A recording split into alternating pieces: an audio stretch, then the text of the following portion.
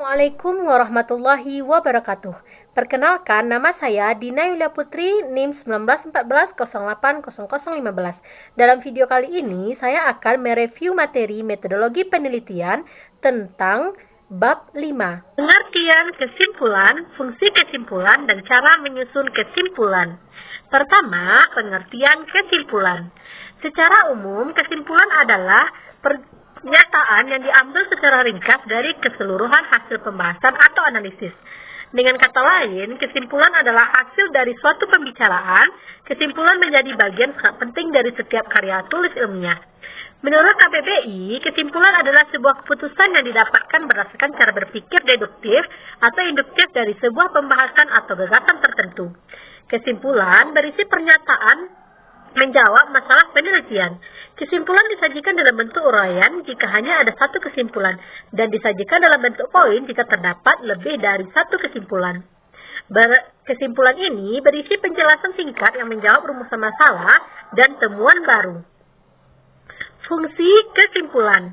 Fungsi penulisan kesimpulan adalah untuk memberikan kesempatan dan informasi kepada para pembaca guna mengetahui secara cepat tentang apa hasil akhir yang diperoleh penelitian yang telah dilakukan.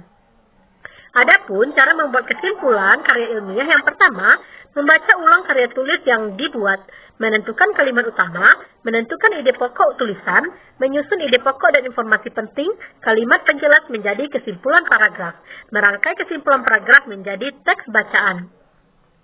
Selanjutnya, yaitu contoh kesimpulan. Pertama, contoh kesimpulan deskriptif kualitatif. Berdasarkan hasil penelitian mengenai upaya guru dalam meningkatkan aktivitas belajar tematik di Sekolah Dasar Negeri 44 Rantau Rasau, dapat ditarik kesimpulan. Yang pertama, upaya guru dalam meningkatkan pembelajaran tematik di masa pandemi. Kendala yang dihadapi oleh guru dalam meningkatkan aktivitas belajar tematik di masa pandemi. Faktor pendukung yang membantu guru dalam meningkatkan pembelajaran tematik pada masa pandemi adalah guru menyiapkan pembelajaran yang kreatif, dimulai dari persiapan LPP, metode belajar, dan media yang bervariasi. Begitu juga contoh kesimpulan kepustakaan. Berdasarkan analisis data yang telah dilakukan, maka penulis menyimpulkan beberapa gaya mengajar guru sekolah dasar. Kemudian contoh kesimpulan eksperimen. Berdasarkan hasil penelitian yang telah dilakukan, penelitian ini menunjukkan bahwa terdapat pengaruh metode Quick Note terhadap keaktifan dan hasil belajar siswa. Begitu juga contoh kesimpulan korelasi, yaitu dari hasil analisis dan pembahasan penelitian yang telah dikemukakan oleh para peneliti, maka dapat dijadikan kesimpulan bahwa ada hubungan positif antara penggunaan pembelajaran daring dengan minat belajar dalam pembelajaran fisika. Lalu, cara menyusun kesimpulan. Yang pertama, penulis menguraikan garis besar permasalahan dan kemudian memberi ringkasan tentang segala sesuatu yang telah diuraikan pada bab-bab sebelumnya. Penulis harus menghubungkan setiap kelompok data dengan permasalahan untuk sampai pada kesimpulan tertentu.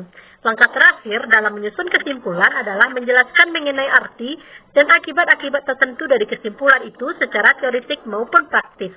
Implikasi penelitian dan contohnya. Pertama, fungsi implikasi. Implikasi berfungsi membandingkan antara hasil penelitian yang lalu dengan hasil penelitian yang baru dilakukan.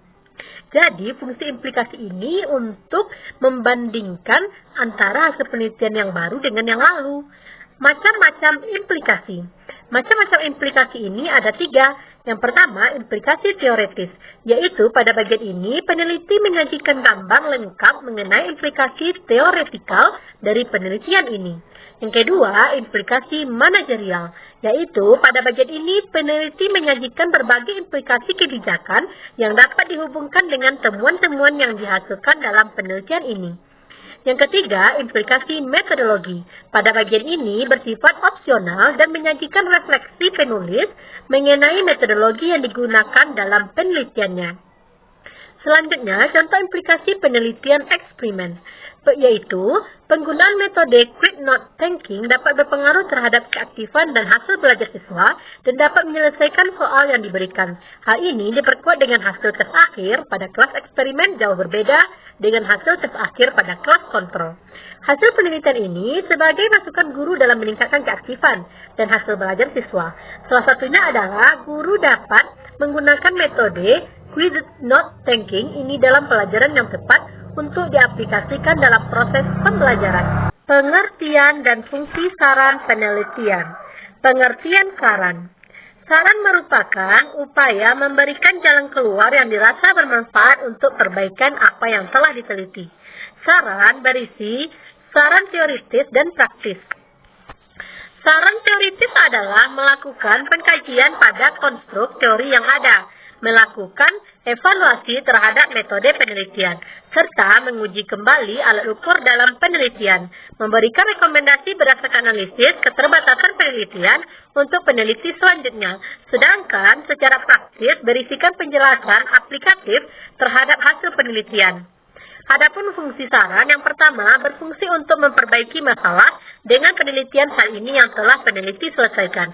Kedua, dapat berfungsi menjelaskan kebutuhan untuk mengisi kekosongan tertentu yang mungkin tidak dapat peneliti liput sekarang dengan alasan apapun.